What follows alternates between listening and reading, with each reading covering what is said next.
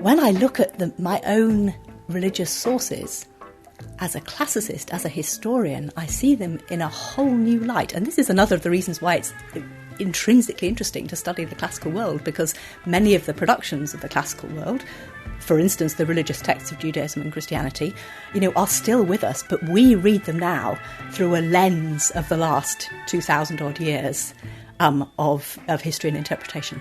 When I put my classicist hat on and I go back to those texts, I suddenly see how extraordinary they were in their world. Well, it's an absolutely gorgeous day in Oxford, and I'm walking down Oriel Street, down to Oriel College, to interview Theresa Morgan. This building to my left, look it up on the net. It's a 700-year-old building. 1326, this college was founded. Theresa Morgan is the Professor of Ancient History here. She's in the Classics department, about to enter the old wooden doors of Oriel College. Hello, I'm here to see Theresa Morgan. She said just to go up the tower. Go straight up the tower. Yeah, lovely. Thanks so much. She lives in a tower. I'm John Dixon, and this is Undeceptions.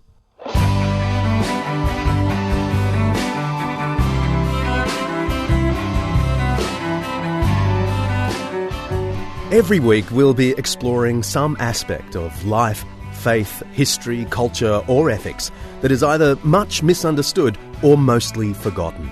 With the help of people who know what they're talking about, we'll be trying to undeceive ourselves and let the truth out. This week, we're taking a closer look at the moral lives of the ancient world. What was life like for a typical peasant on the outskirts of Rome? What did they value? What did they place their trust in? We're looking at it through the lens of the classics, the study of ancient Greek and Roman literature and history. We're giving a context for the arrival of Christianity and reminding ourselves of an often forgotten truth. Christianity was radical, as in it changed everything. The biggest myth about the classical world is that it's not relevant.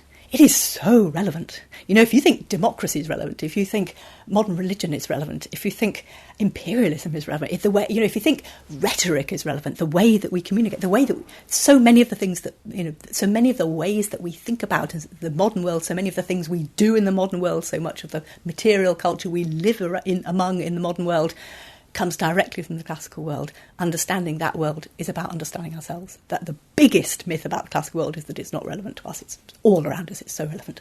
Classics and ancient history often focus on the elites, the victors, history from above. But not so for Theresa Morgan.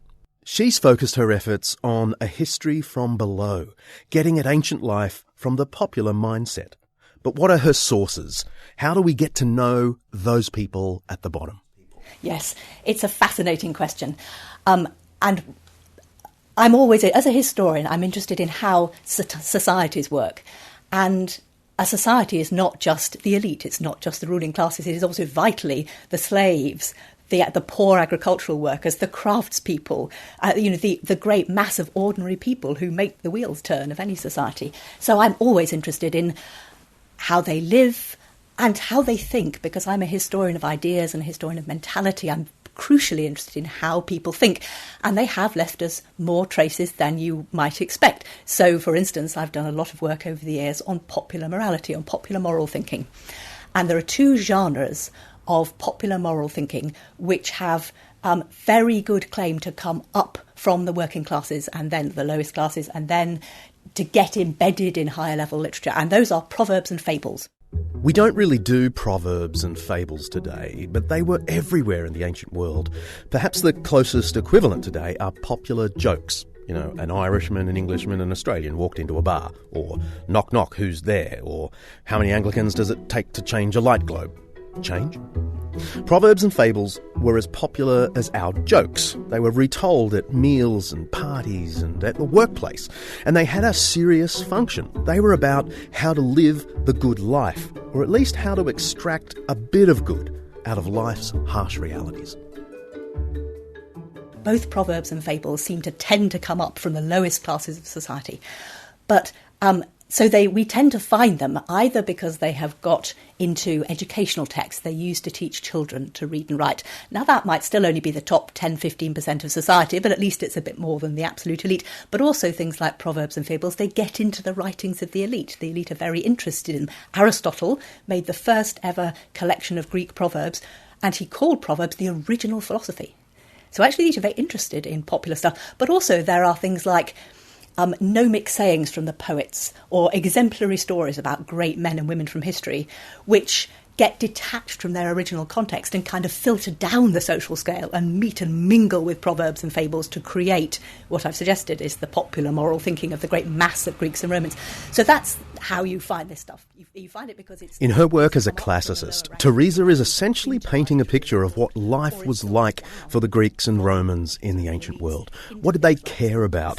What did they value most? And so I asked her to tell me about the concerns of a simple family living on the outskirts of Rome in the first century. I think the key thing must simply be survival.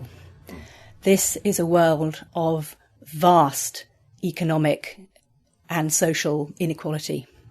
And for the great mass of people, enormous economic insecurity. Most people are living on the breadline or very close to the breadline, which means that one bad harvest will mean your family go hungry. Two bad harvests will probably mean you lose your land and you starve. And it's a world without social safety nets. You know, there's no old age pension, there's no free healthcare, there's no free social support of any kind. If you lose your livelihood, if you lose your land, you're on the streets. It's that simple. It's absolutely brutal. So sheer survival from day to day must have been the dominant factor in the thinking. It must have steered the thinking of almost everybody all the time. Teresa's book is called Popular Morality in the Early Roman Empire, Cambridge University Press.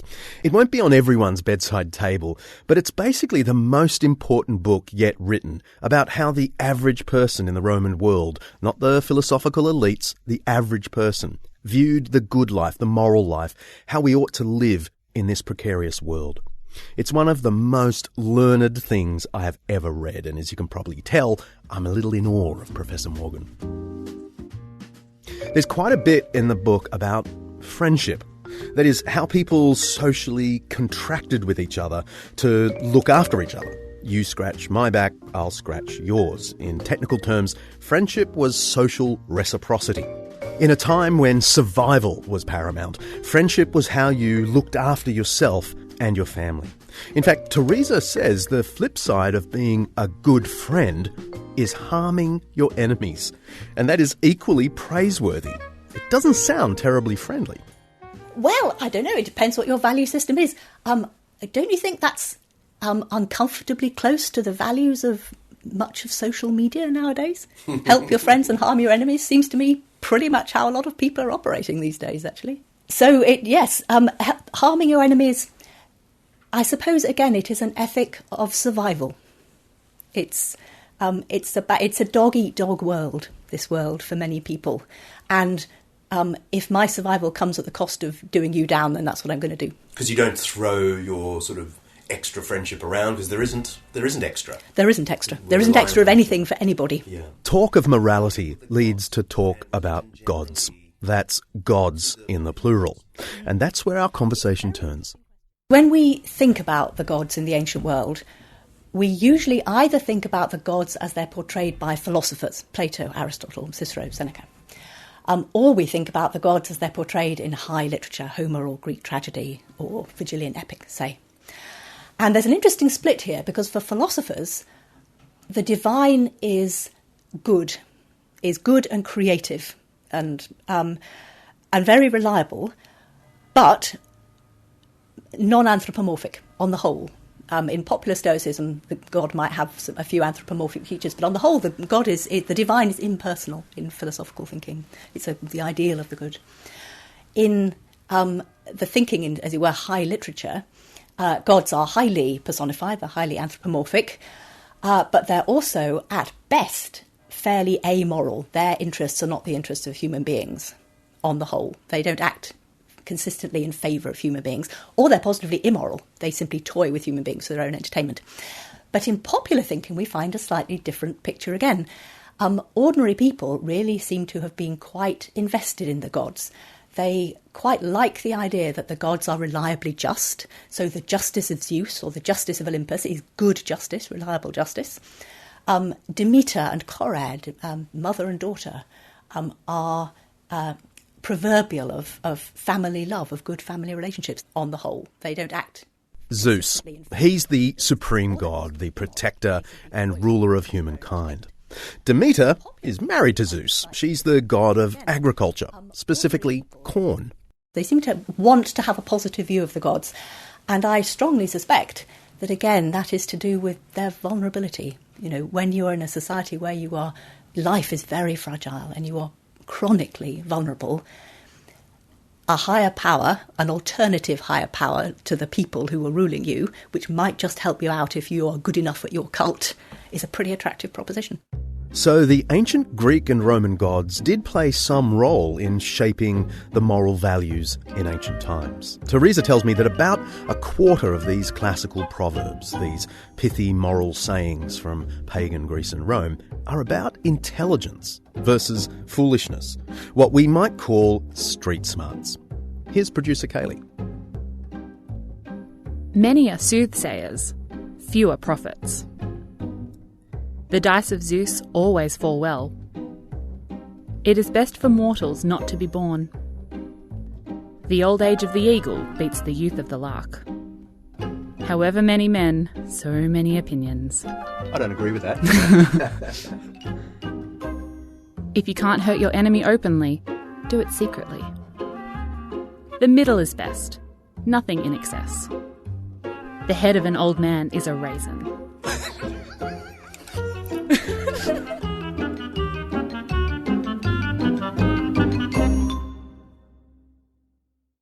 I think this is one of the decisive moral values of this world. And again, it is to do with the fragility of life and the importance of sheer survival.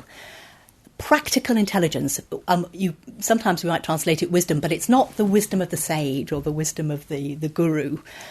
This is the kind of street smarts that will get you successfully to the end of the day. And even more, there are quite a lot of proverbs and fables about intelligence, but there are even more about foolishness.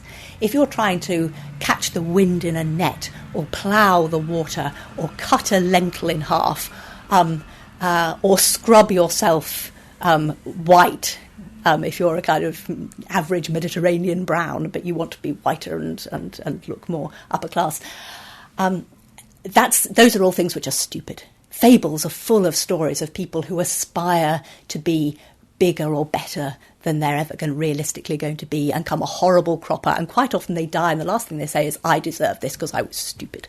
You know, think about the famous fable of the lizard who wanted to be a snake, so it stretched itself. This is one of the fables of Aesop, the legendary ancient slave who collected moral stories. Well, apparently. One tells how a lizard once tried to match the length of a snake passing by, and he burst himself into bits. The point, of course, is that we shouldn't attempt to be the equal of our superior. Its last words are, I deserve this, I was stupid. You know, it's a powerful idea, and it's really the measure of how different this moral thinking is from ours, because that, I think, to us, the idea that sheer street smarts is one of the most important virtues you can have, is pretty foreign, is surprising. The point is, the Roman world was brutal by our standards, and a huge part of navigating life, including the moral life, was just about surviving. Now, it might feel a stretch to go from the Homeric gods and Aesop's fables to the New Testament, but Teresa says the historian finds something remarkable in those first Christian documents. It's a whole set of texts, not just random proverbs and fables, but entire letters and biographies from non-elites. One of the fascinating things about early Christian texts in general, the New Testament text, but also the other very early non-canonical texts, is that they are exactly the kind of evidence for the ancient world that we have very little of, and I find particularly fascinating, because these are not the productions of the elite. Very few early Christians were probably wealthy or highly educated. This is very subaltern literature. This is the literature of sort of the middle classes, mostly, probably the people who were actually writing the stuff. This is the literature of... You often hear that the New Testament was an elite political document. Think of Dan Brown's The Da Vinci Code and his Vatican conspiracies. People sometimes get the impression that these texts were produced by powerful figures, chosen for political purposes, and then forced on the common folk. Nothing could be further from the truth. The New Testament provides us with history from below. A lot of the people who would have been listening to early Christian writings would have been much poorer than that. So this really is the community literature of very ordinary people. And as such, it's actually a priceless, aside from its religious value, it's a priceless document in social history of the lives of a community of really pretty ordinary people in the early Roman Empire, of a kind that we have almost no parallel for. It's a very rare corpus of documents just for a social historian. Why rare? We'll talk about it after the break.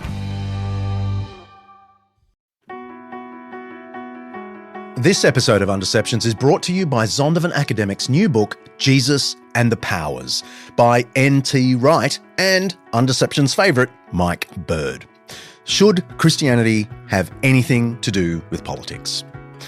You could argue that Christians have done more harm than good once they get a whiff of power. Mike Bird and N.T. Wright address this question and other questions in this magnificent overview of the political implications of the Christian faith and the Church's historical engagement with the powers and principalities. They shed light on current geopolitical events and ask, what would it look like if there were a faithful Christian response to crises like the Russia-Ukraine conflict, the China-Taiwan tension, political turmoil in the US, UK and Australia, and the problem of Christian nationalism? They build a pretty convincing case that Jesus' teaching about the kingdom of God confronts all forms of power, Christian and atheist, and calls on us all to support a pluralistic democracy where everyone, regardless of religion or irreligion, has a role to play in working toward the good of society. Whether you're a believer or a skeptic, I'd say this book will be an eye-opener. You can order Jesus and the Powers on Amazon, of course, or head to zondervanacademic.com/undeceptions to dig a little deeper and see if you really like it. That's zondervanacademic.com/undeceptions.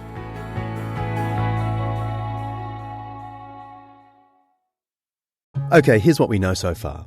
Life for a person in the ancient world was rough. Morality revolves around getting ahead or just surviving. The gods are either distant or fickle, often picking favourites. Street smarts are central. It's eat or be eaten, and whatever you do, don't be stupid. And it's a world where old men's heads look like raisins. But now we've got these 27 little texts entering the scene, the books of the New Testament, and they transform the Roman world, and then our world. Three things which classically go together for early Christians: faith, hope, love. And I would probably add to those justice. And you might also talk about peace, you might talk about grace and gratitude, but faith, hope, love, justice. Those are four key things which Christians radically rethink in the world of the empire. Love, for instance, friendship, love. We've already talked a little bit about how difficult ordinary people found friendship in the world of the early Roman Empire. But Christians are taught that God loves them absolutely, unshakably, and that on that basis they can trust in God, they can love God, and because they are given such an abundance of love, they can afford to love one another with enormous, unreserved generosity. That's a completely different model of relations with your fellow human beings and how your relationship with God affects your relationship with human beings from anything in ancient religious thinking in general, actually, I think, apart from Judaism, I'm talking about mainstream Greek and Roman thinking. It's certainly completely different from anything that is in kind of popular moral consciousness, which would have been the background of most early Christians. So that's a completely new idea. And with that idea of love goes something like, care of the vulnerable, for instance. I've already said this is a world with no social safety nets, but Christians create social safety nets. They are the people who are notorious for looking after the widows, the poor, the orphans, the people who, in most of society, just slung out onto the street. Not everyone liked this new way of thinking.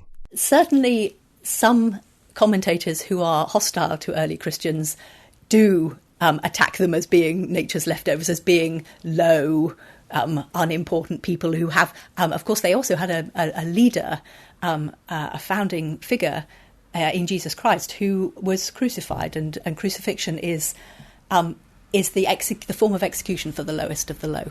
So Christians were certainly attacked as being the lowest of the low, and they were attacked for being naive. They were also attacked for being hypocritical. I mean, when their detractors couldn't get them on anything else, they said, well, when they say they love each other, they're lying. And I think that's... Christians had an uphill battle from the beginning. They had no political clout, little social status, and they had a message and an ethic focused on a shameful cross. But they persisted, and it kind of worked out okay. There are also traces that they were admired. I mean, Tertullian says that people go around saying... Tertullian, by the way, was one of the first Christian theologians and a public advocate for the faith. He was from Carthage in North Africa. Yep, one of the first theologians in Christian history was very probably a person of colour. I mean, Tertullian says that people go around saying, see how these Christians love one another. He thinks that that's something which in the late 2nd century makes an impression on people. And it has often been suggested, and I think it's very... Let's press pause. I've got a 5-minute Jesus. What was the heart of Jesus' ethical teaching? Was he a theologian, a moralist, a philosopher, or something else? And what would it matter anyway? One of Australia's best-selling authors, I won't name him, recently declared that we don't need religion in order to maintain our ethic of love. In fact, he went so far as to say that even Jesus didn't give any theological reasons for love. He apparently just declared what was already universally known. Jesus never told anyone what to believe in, this writer said. He only spoke about how to treat each other. He then relativises one of Jesus' most famous teachings, the so-called Golden Rule. Do to others as you would have them do to you.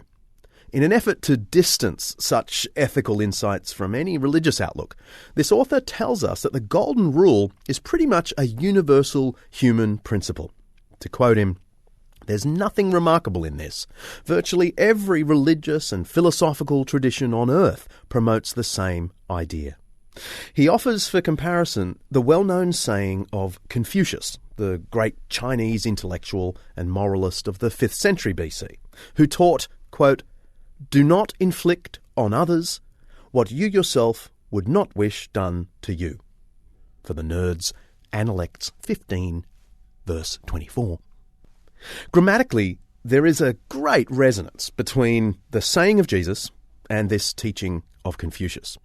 But the parallel is more in form than substance. What Jesus states positively, Confucius frames negatively. One is about doing the good to others that you would like to experience yourself, and the other is about refraining from doing the harm you don't want to endure yourself. Both are excellent pieces of advice, but they are not the same. Confucius's proverb probably deserves the accolade, the Silver Rule. It's the principle of non-harm. The demand of the Golden Rule goes further. It's the principle of active service, even of those who hate you. Here's the original context of Jesus' teaching. It's arguably the most sublime ethical teaching ever uttered, and I admit I'm biased. Here it is. If someone slaps you on one cheek, turn to them the other also. Do to others as you would have them do to you. Love your enemies, do good to them, and lend to them without expecting to get anything back. Then your reward will be great, and you will be children of the Most High, because He is kind to the ungrateful and wicked. Be merciful, just as your Father is merciful. The difference between the silver rule and the golden rule is significant. It's the difference between choosing not to punch my enemy in the nose and deciding to build my enemy a hospital. But what of the suggestion that Jesus didn't teach people to believe in any doctrines that ground this idea? He only was interested in how we treat each other. It seems to me that throughout Jesus' parables and this famous Sermon on the Mount, he nearly always bases his statements about ethical action on specific doctrines about God, specifically God's love and mercy. Because the creator of the universe is loving and merciful, all of his creatures should reflect reality in the way they treat one another. What we think lies at the heart of reality inevitably shapes what we think is an authentic human life. For example, if, like the famous atheist Friedrich Nietzsche, we believe that survival of the fittest is the heart of nature's reality, then, just like Nietzsche, we're going to view turning the other cheek and loving your enemies as neither logical nor moral. But on the other hand, if we think that God's love and mercy are the heartbeat of the universe, then suddenly everything in Jesus' famous Sermon on the Mount becomes both logically compelling and life-enhancing. It's the authentic life. This is precisely how Jesus framed his message in the passage I just quoted. Why does it make sense to love our enemies? Because God himself is kind to the ungrateful and wicked, he said. Why would we be merciful even to those who don't deserve it? Because, as Jesus puts it, your Father is merciful. You could almost say that Jesus never taught people how to treat each other without also emphasizing the ideas that make ethical action logical. Love of neighbour and even of our enemy is grounded in the most basic reality of all, the Creator's love for us. You can press play now. And it has often been suggested, and I think it's very credible, that the fact that Christians looked after each other, looked after their own, in a very exceptional way, actually may have been one of their great attractions for ordinary people, one of the reasons why the movement grew, and actually grew quite quickly. As new religious movements go in the early Roman Empire, there are an awful lot of them. None of the rest of them grew to anything like the size of Christianity or so quickly. Christianity was highly unusual in its social commitment. The rapid expansion of Christianity from Galilee and Judea to Syria, Greece, Rome, and across North Africa remains one of the mysteries of the ancient world. My own PhD was on mission and propaganda in the ancient Greco-Roman and Jewish world, and I have no clear explanation of why Christianity, and only Christianity, spread like it did. Teresa's explanation is as good as any other.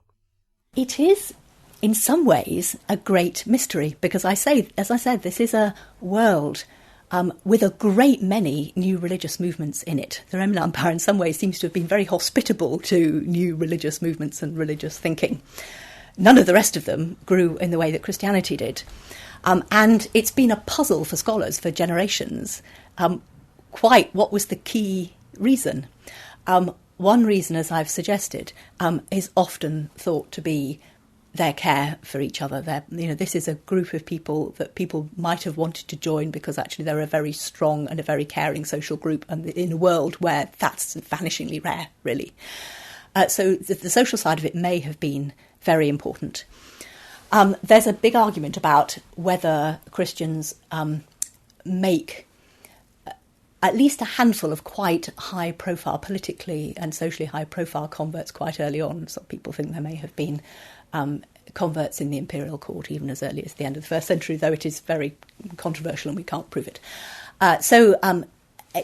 We do have quite a lot of evidence that Judaism was fashionable in some quite socially high-up circles in the early Roman Empire, and Christianity similarly. It may just have been, there may have been an element of fashion about it in some circles. But even so, how many Christians there were by the beginning of the 4th century, how much the movement had grown by the beginning of the 4th century, is very much contested still. We really don't know, because we don't have a lot of material remains apart from anything else. So they may have been really quite a small and scattered, but quite prominent and visible body. They made themselves visible by refusing to sacrifice to the emperor and therefore getting persecuted periodically in different parts of the empire. So they may have been very small but high profile, or they may have been actually quite large and high profile. We really don't know. But the tipping point is clearly the conversion, or at least the conversion to sympathy with Christianity of the Emperor Constantine. On the outskirts of Rome, at the Milvian Bridge in the year 312, the emerging Emperor Constantine won a stunning victory against his rival Maxentius. Weirdly, Constantine attributed it to Jesus Christ. The sources offer different accounts. Some say Constantine simply had a dream ordering him to fight under the banner of a Christian cross.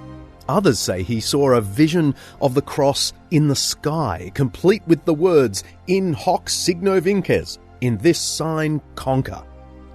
Whatever really happened, it was a turning point in world history.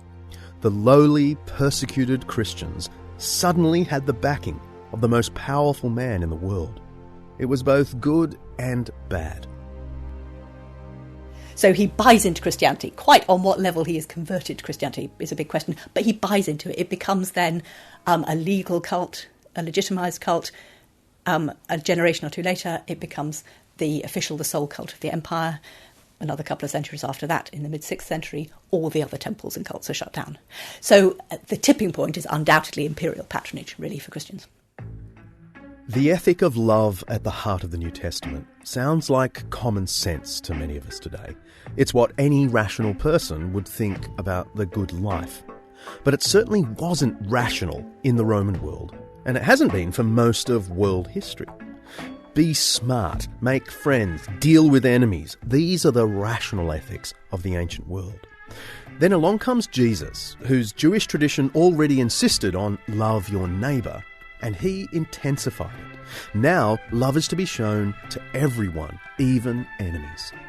It's something he embodied in his own sacrificial death. It took a while to catch on, and there's no doubt Christians through the centuries haven't always lived up to their own ethic. That's for another episode or 3. But the idea that God is love, and that in response to that we too are to love, that was transformational, Professor Morgan says, and is perhaps Christianity's single greatest contribution to Western culture.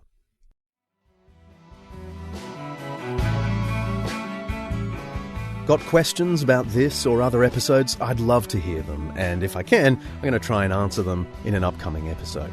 Leave your question as a voicemail by calling 02 9870 5678. 02 9870 5678. Or head to Undeceptions.com. While you're there, check out everything related to this episode and sign up for the Undeceptions newsletter to get access to bonus content and plenty more from every episode. We've looked at how Christianity changed the classical world. Next time, I speak to a modern-day politician who also says he's an atheist on how Christianity continues to influence the world for good. See ya.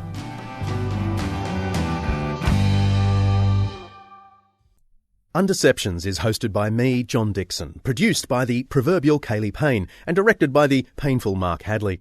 Our theme song is by Bach, arranged by me and played by the fabulous Undeceptions band. Editing is by Bella Ann Sanchez. Head to Undeceptions.com. You'll find show notes and everything related to this episode.